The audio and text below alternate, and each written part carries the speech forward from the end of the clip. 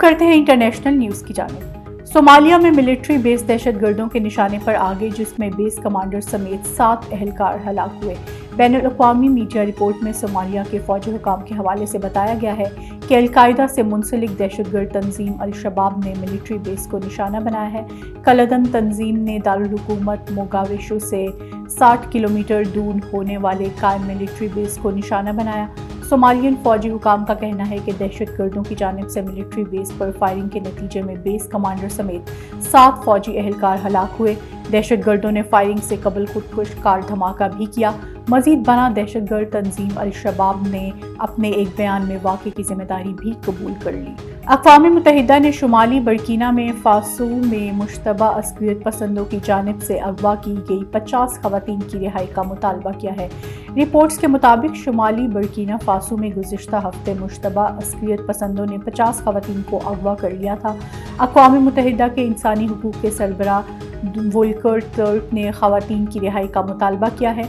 उन्होंने तमाम मग़वी खवातीन की फौरी और गैर मशरूत रिहाई और हुकाम से इस हवाले से एक मौसर गैर जानिबदाराना और आज़ादाना तहकीकात का मुतालबा किया, ताकि ज़िम्मेदारों की निशानदही करके इनका मुहासबा किया जा सके। चीचनिया के सदर रमज़ान कादिरोफ ने कहा कि यूक्रेन में जारी तनाज़ा तीसरी आलमी जंग की तरफ जा रहा है।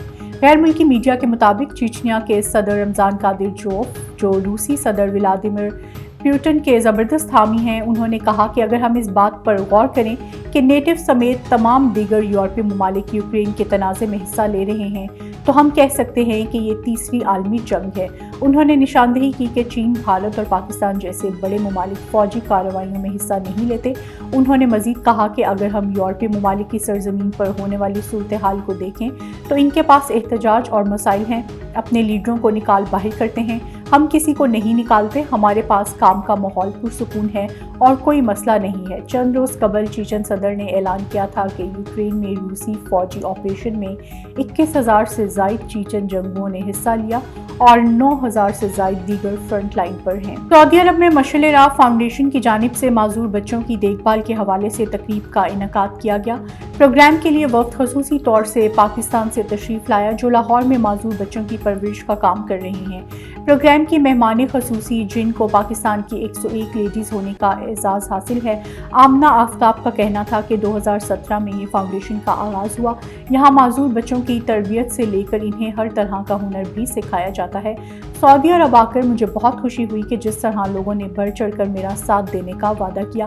प्रोग्राम की मेज़बान मुमताज़ माहिर नफ्सियात नादिया सईद का कहना था कि इस तरह के प्रोग्राम का मकसद लोगों को आगाही देना है कि पाकिस्तान में माजूर बच्चों के लिए कितना मुफीद और मायारी काम हो रहा है। प्रोग्राम में न सिर्फ इन माओं ने शिरकत की जिनके बच्चे माजूर हैं, बल्कि डॉक्टर्स और घरेलू खातून ने भी बढ़ चढ़ कर हिस्सा लिया।